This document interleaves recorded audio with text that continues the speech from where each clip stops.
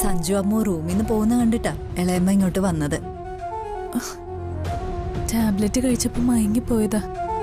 ഞാൻ ഉറങ്ങുന്നത് കണ്ടിട്ടാവും അവര് പോയത്. മോൾക്ക് റോയ് പെരേര എന്ന് പറഞ്ഞ ഒരാളെ അറിയോ? ഇളയമ്മയ്ക്ക് എങ്ങനെ അയാളറിയാം? അയാളെ ഞാൻ ആ ഗേറ്റിന് മുന്നിൽ വെച്ച് കണ്ടു. അയാള് മോളെ കാണാൻ ഇവിടെ വന്നിരുന്നു എന്നാ പറഞ്ഞത്. എന്നിട്ട് എന്നെ വന്ന് കണ്ടില്ലല്ലോ. ആഹാ, നിനക്ക് സുഖമില്ലെന്ന് പറഞ്ഞ് സഞ്ജു അയാളെ മടക്കി അയച്ചു. ഞാൻ ചോദിച്ചപ്പോൾ അയാളൊരു ഡിറ്റക്റ്റീവ് ആണെന്നാ പറഞ്ഞത്. മോള് അയാളെ ഒരു ജോലി ഏൽപ്പിച്ചു എന്ന് പറഞ്ഞു. എന്നിട്ട് അയാൾ എന്ത് പറഞ്ഞു? മോളെ ഏൽപ്പിച്ച പണി പൂർത്തിയാക്കിയിട്ടാ അയാള് കാണാൻ വന്നത്. നിന്നെ പലവട്ടം ഫോണിൽ വിളിച്ചിട്ട് കിട്ടിയില്ല അത്രേ. ഞാൻ ഹോസ്പിറ്റലിലായിരുന്നില്ലേ, അതാവും. ആക്ച്വലി മോൾ എന്ത് കാര്യം അയാളെ ഏൽപ്പിച്ച്? അതത്ര വലിയ കാര്യമൊന്നുമല്ല. അമ്മൂന്റെ ഭർത്താവ് ആരാണെന്ന് കണ്ടെത്താൻ അയാളോട് പറഞ്ഞത്. ഇളമ്മയ്ക്ക് താല്പര്യമില്ലാത്ത വിഷയമാണെന്ന് അറിയാം. എങ്ങനെയെങ്കിലും അവളുടെ ഭർത്താവിനെ കണ്ടെത്തി ഡിവോഴ്സ് വാങ്ങണം.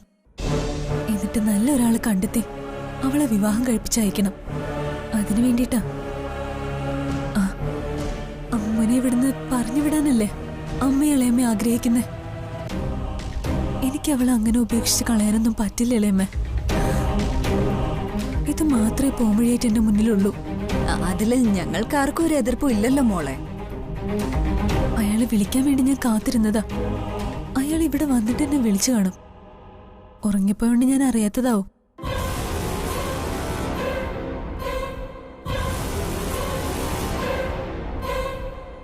അയാളുടെ കോളൊന്നും വന്നിട്ടില്ല. അല്ല, മോളുടെ കയ്യിൽ അയാളുടെ നമ്പർ ഉണ്ടെന്ന് അയാൾ പറഞ്ഞല്ലോ. ഉണ്ട്, സേവ് ചെയ്ത് വെച്ചിട്ടുണ്ട്. ഇപ്പൊ തന്നെ തിരിച്ചു വിളിക്കാം. വിളിക്കാം.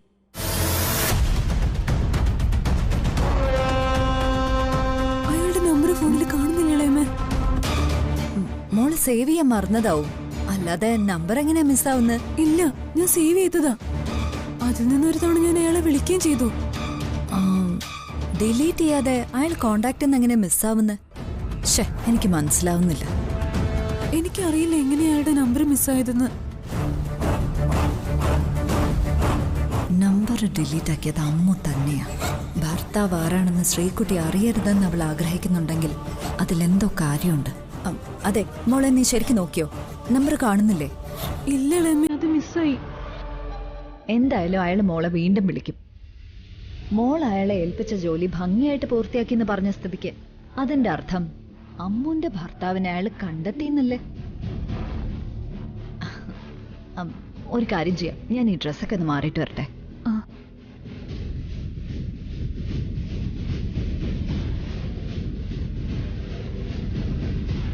എത്രയും വേഗം അയാളൊന്ന് വിളിച്ചാൽ മതിയായിരുന്നു.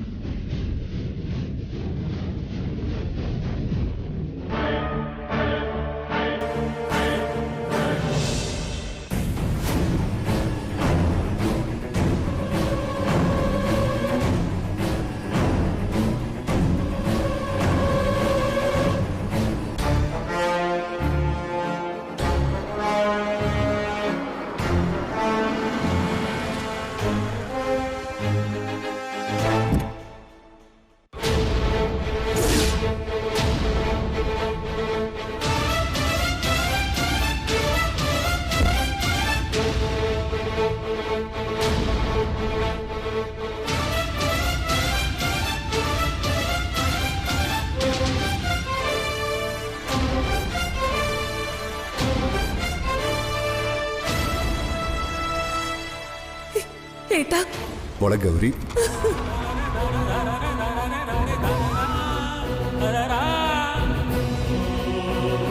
മോളെ ഗൗരി, എത്ര നാളായി നിന്നെ ഒന്ന് കണ്ടിട്ട്. എനിക്ക് ആകെയുള്ളത് നീ മാത്രമാ. എന്റെ മനസ്സിലും അതില്ലെന്നാണോ ഏട്ടൻ കരുതുന്നേ? എന്തെല്ലാം വഴികളിലൂടെ പോയിട്ടാ ഏട്ടനെ ഞാൻ കണ്ടെത്തിയത്. കഴിഞ്ഞ 7-8 മാസങ്ങളായുള്ള അന്വേഷണമായിരുന്നു. നീ എന്ന് ആത്മഹത്യ ചെയ്തിരുന്നുവെന്നാ ഞാൻ കരുതിയത്. പിന്നെ കഴിഞ്ഞ മാർച്ചില് പെട്ടെന്ന് അദ്ദേഹത്തിനൊരു സ്ട്രോക്ക് വന്നത്. ഒന്നിനും കഴിയാത്ത നിലയിൽ ചന്ദ്രവർമ്മ ബെഡിൽ വീണു.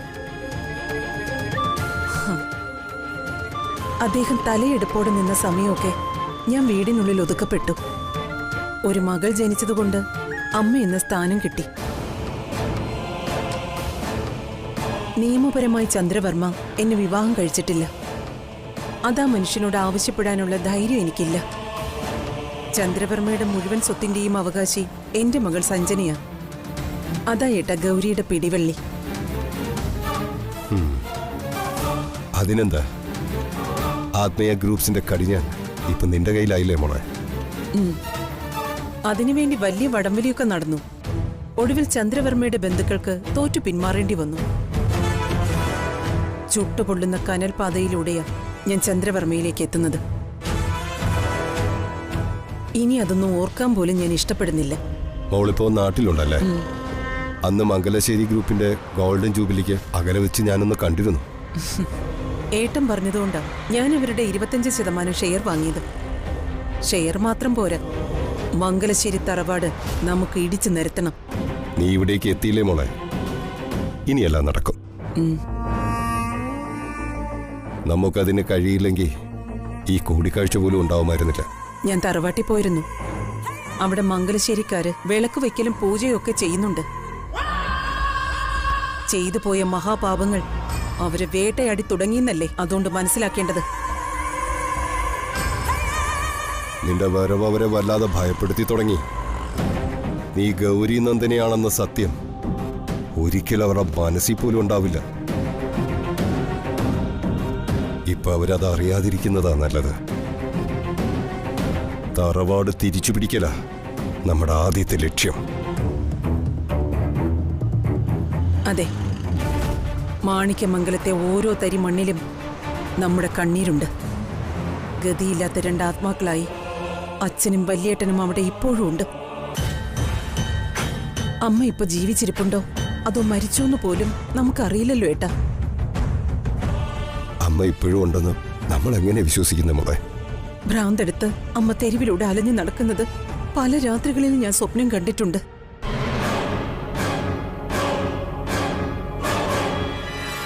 അമ്മയ്ക്ക് മുന്നിലോ പിന്നിലോ ബ്രേക്കിട്ട് നിൽക്കുന്ന ഒരു വാഹനത്തിന്റെ അലർച്ചയും നിലവിളിയും കേട്ട ഇന്ന് ഞാൻ ഉണരുക. ഇത് ദൈവനീതിയാ. അതിനൊരു ദാക്ഷിണ്യം ഉണ്ടായിക്കൂടാ. ആണെന്നോ പെണ്ണെന്നോ വകഭേദം ഇല്ലാതെ ഒന്നിനെപ്പോലും മംഗലശ്ശേരിയിൽ വെച്ച് പൊറപ്പിക്കരുത്. ഞാൻ എന്താ ചെയ്യേണ്ടത്? അവരുടെ കമ്പനി ഒരു പി ആയിട്ടാണ് ഞാൻ കടന്നു കയറിയത്. അതെ, മൂത്തയേട്ടൻ കല്യാണം കഴിക്കേണ്ടിയിരുന്ന പെണ്ണ് പി എ ആയിട്ട് കൊണ്ടു നടക്കുന്നത് ശത്രുവിനെയാണെന്ന് കവിതയ്ക്ക് അറിയില്ലല്ലോ. തൽക്കാലം ഏട്ടൻ എന്തായാലും അവരുടെ ഭാഗത്ത് തന്നെ നിൽക്ക്. കവിത ഇതുവരെ വിവാഹം കഴിച്ചിട്ടില്ലെന്നാണല്ലോ കേൾക്കുന്നത്. ഞാൻ മനസ്സിലാക്കിയത് കവിതയ്ക്ക് സ്വന്തം വീട്ടുകാരോട് തന്നെ പകയുണ്ടെന്ന. കമ്പനി അവളുടെ ലക്ഷ്യം. എന്ത് പക? ഇനി അവൾക്കതുണ്ടെങ്കിൽ തന്നെ നമുക്കെന്താ? നമ്മുടെ ശത്രുവിന്റെ ചോര തന്നെയാ അവളുടെ സിരകളിലൂടെ ഓടുന്നത്. എന്നാ തൽക്കാലം ഞാൻ പോട്ടെ ഏട്ടാ. മോളെ ഇനി മാറ്റി നിർത്തണ്ട, അവളെ കൂടെ കൂട്ടിക്കോ. അങ്ങനെ ചെയ്യാം. മല്ലികയോട് ഞാൻ പറഞ്ഞിട്ടുണ്ട്. എന്നാ ചെല്ല്, ബാക്കി കാര്യങ്ങൾ ഫോണിലൂടെ ആവാം. ശരി ഏട്ടാ.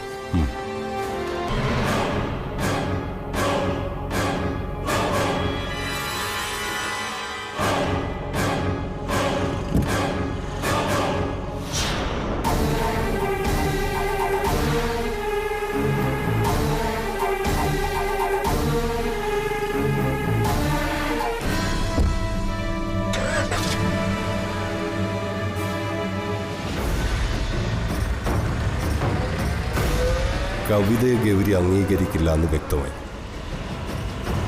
ആ സത്യം മറച്ചു വെക്കാനേ കഴിയും.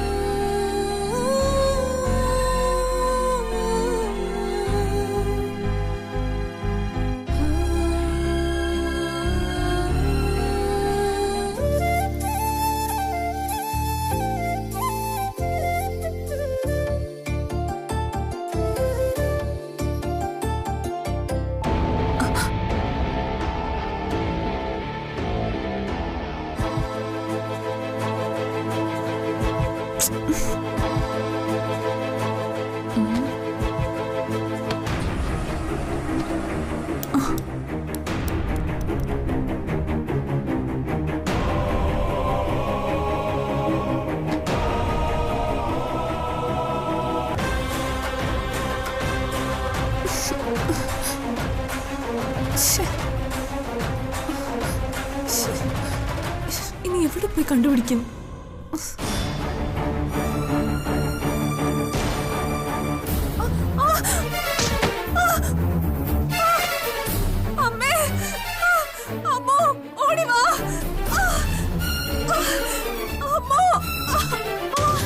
അയ്യോ ചേച്ചി, അയ്യോ ചേച്ചി, അയ്യോ ചേച്ചി എന്ത് പറ്റി?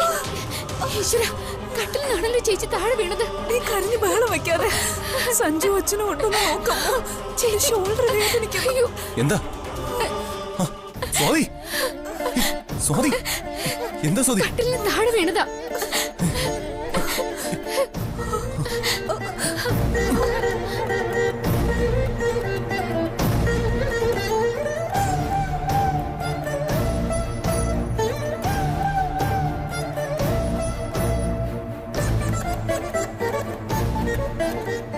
എന്താ പറ്റിയേ? നീ എഴുന്നേക്കാൻ നോക്കിയോ? സഞ്ജു എന്നെ അണീച്ച മോതിരം താഴെ പോയി. അതെടുക്കാൻ ഞാൻ ശ്രമിച്ചപ്പോഴാണ് വീണ് പോയെ.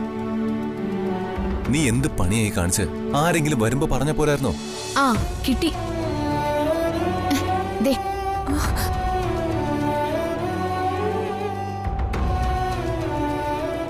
കഴിഞ്ഞിട്ട്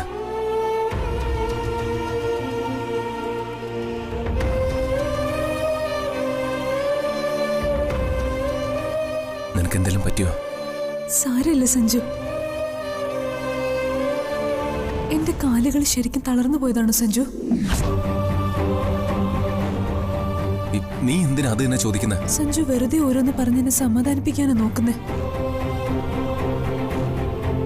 ഇനിയുള്ള കാലം മുഴുവൻ എനിക്ക് ഈ അവസ്ഥയാണെന്ന് തോന്നുന്നേ.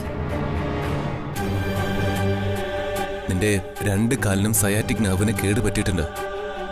അത് നേരെ അവൻ കുറച്ച് മാസങ്ങളെടുക്കും. നീ ഞാൻ പറയുന്നത് വിശ്വസിക്കേ.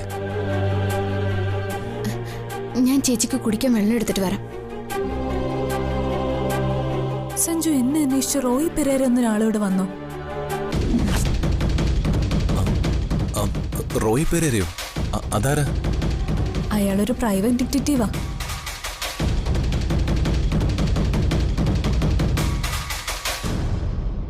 കവിതളേമേ പറഞ്ഞത് അയാൾ ഇവിടെ വന്നിരുന്നു. ഓ, അയാള് ഡിറ്റക്റ്റീവ് ആണോ? എന്നോട് അയാള് പറഞ്ഞത് വെഡിങ് പ്ലാനറാന്നാ. ഇപ്പൊ അത്തരം കാര്യങ്ങൾ സംസാരിക്കാൻ പറ്റിയ സമയമല്ലാത്തോണ്ട് അയാളെ ഞാൻ ഒഴിവാക്കി വിട്ടു. ഞാൻ അയാളെ കാണാൻ ആഗ്രഹിച്ചതാ. എന്റെ ഫോണിൽ നിന്ന് അയാളുടെ നമ്പർ പോയി. സേവ് ചെയ്ത നമ്പർ എങ്ങനെ ഡിലീറ്റ് ആയി പോയെന്ന് അറിയില്ല.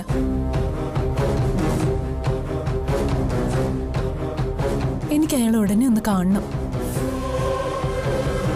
നീ എന്തിനാ ഡിറ്റക്റ്റീവിന്റെ സഹായം തേടിയത്? അത് അമ്മുന്റെ ഭർത്താവ് ആരാണെന്ന് കണ്ടുപിടിക്കാനാ.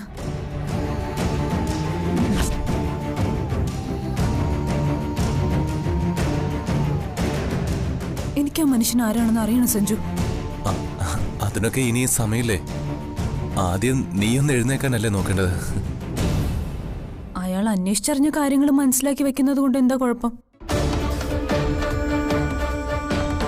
പിന്നീട് അയാൾ അന്വേഷിച്ചു പോകാൻ പറ്റുമോ? ശരി, ഞാൻ എന്തായാലും ഒന്ന് അന്വേഷിക്കട്ടെ. അതിനെനിക്ക് വലിയ പ്രയാസമൊന്നുമില്ല. മനു എനിക്ക് അയാളെ ഏർപ്പാടാക്കി തന്നത്. ഞാൻ അയാളെ കണ്ടിട്ടുകൂടിയില്ല.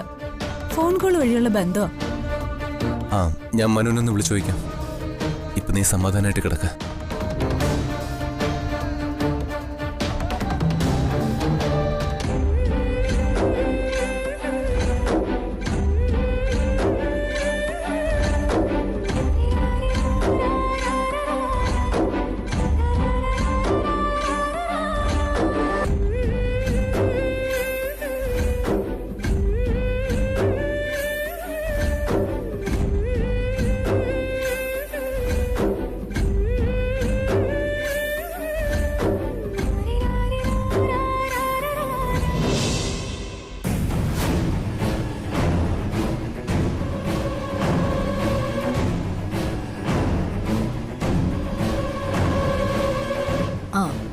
വല്യേച്ചി, ശ്രീകുട്ടിക്ക് ഫിസിയോതെറാപ്പി അല്ലേ ഡോക്ടർ സജസ്റ്റ് ചെയ്തിരിക്കുന്നത്? അതെപ്പോ തുടങ്ങാന്നാ ഡോക്ടർ പറഞ്ഞു? സാധാരണഗതിയിൽ പ്ലാസ്റ്റർ എടുത്താൽ ഉടനെ തുടങ്ങാവുന്നതേ ഉള്ളൂ. എനിക്ക് തോന്നുന്നത് നാളെ മുതൽ സ്റ്റാർട്ട് ചെയ്യാമെന്നാ. അങ്ങനെ തന്നെയാണോ കാഞ്ചന ഡോക്ടർ പറഞ്ഞത്? ഡോക്ടർ എന്താ പറഞ്ഞെന്ന് ഞാൻ കേട്ടില്ല. അടുത്ത സ്റ്റെപ്പ് ഫിസിയോതെറാപ്പി തന്നെയാണെന്ന് എനിക്കറിയും. സഞ്ജുവും പ്രഭയും പറയുന്നതും അതാ.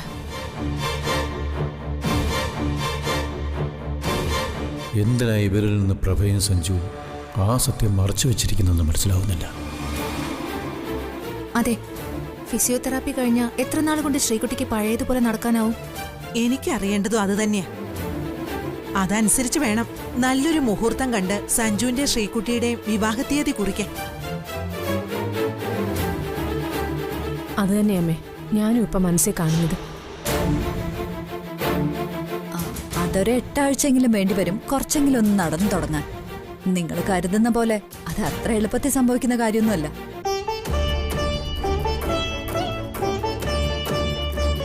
കാലിലെ ഞരമ്പ് വലിഞ്ഞു മുറുകിയിട്ട മരവിപ്പ് വന്നെന്ന് സഞ്ജു പറയുന്നു. രക്തയോട്ടം കൂട്ടാതെ ഒന്നിനും കഴിയില്ല. ആദ്യമായി പിച്ച വെച്ച് നടക്കുന്ന ഒരു കുട്ടിയുടെ അവസ്ഥ തന്നെയാ.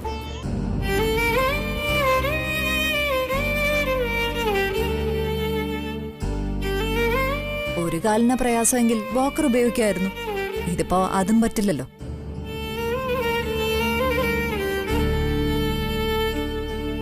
അല്ല, ആയുർവേദം മതിയൊന്ന് നമുക്കൊന്ന് ആലോചിച്ച് നോക്കിയാലോ കാഞ്ചനെ? കാഞ്ചന പ്രഭയോടൊന്ന് സംസാരിച്ചു നോക്ക്. പ്രഭ അതിന് വഴങ്ങുമെന്ന് എനിക്ക് തോന്നുന്നില്ല. പ്രഭ തീരുമാനിക്കുന്ന വഴിക്ക് കാര്യങ്ങൾ പോട്ടെ. ഇപ്പൊ ആയുർവേദം അല്ല വേണ്ടത്, ഫിസിയോതെറാപ്പി തന്നെ മതി. അതാ എന്റെ അഭിപ്രായം. അല്ല, അച്ഛനെന്താ ഒന്നും മിണ്ടാതിരിക്കുന്നേ? ഞാനെന്താ പറയാനാ, നിങ്ങളൊക്കെ സംസാരിക്കല്ലേ.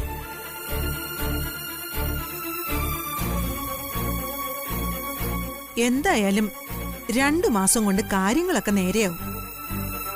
അങ്ങനെയെങ്കിൽ മുഹൂർത്തം നോക്കാനും വിവാഹ ഒരുക്കങ്ങൾ തുടങ്ങാനും സമയമായി.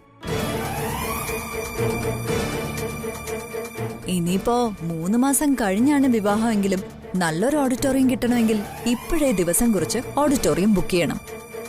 അല്ലെങ്കിൽ ആദ്യം തീരുമാനിച്ച പോലെ ക്ഷേത്രത്തിൽ വെച്ച് വിവാഹം നടത്തേണ്ടി വരും. അതെല്ലാവരും ഒന്ന് ഓർത്തിരിക്കുന്നത് നല്ലതാ. ദിവസങ്ങള് കണ്ണടച്ച് തുറക്കുന്ന വേഗത്തിലാ പോകുന്നത്.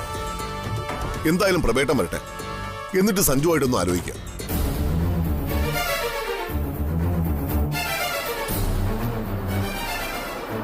പ്രഭേട്ടം വന്നൊന്നും തോന്നുന്നല്ലോ. ഇപ്പൊ തന്നെ തീരുമാനം ഉണ്ടാക്കാം. വിവാഹം കഴിയുന്നതോടെ ശ്രീകുട്ടിയെ ബാധിച്ച ദോഷങ്ങളെല്ലാം മാറിപ്പോവും.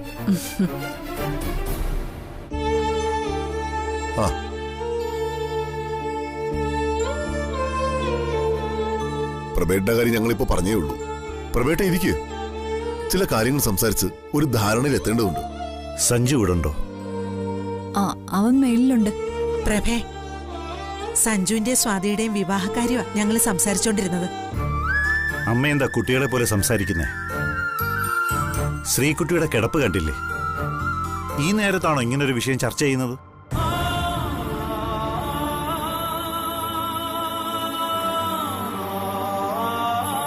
അല്ല, അതിപ്പോ ഫിസിയോതെറാപ്പി സ്റ്റാർട്ട് ചെയ്യാൻ പോവല്ലേ പ്രഭേട്ട?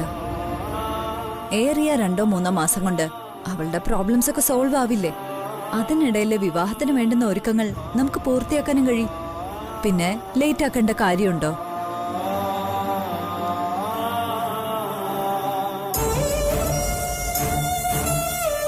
മുഹൂർത്തം നിശ്ചയിക്കാതെ ഓഡിറ്റോറിയം ബുക്ക് ചെയ്യാനാവില്ല. അതാണല്ലോ ഏറ്റവും മുഖ്യമായിട്ടുള്ളത്. അത് മനസ്സിൽ വെച്ചാ ഞങ്ങൾ സംസാരിക്കുന്നത്.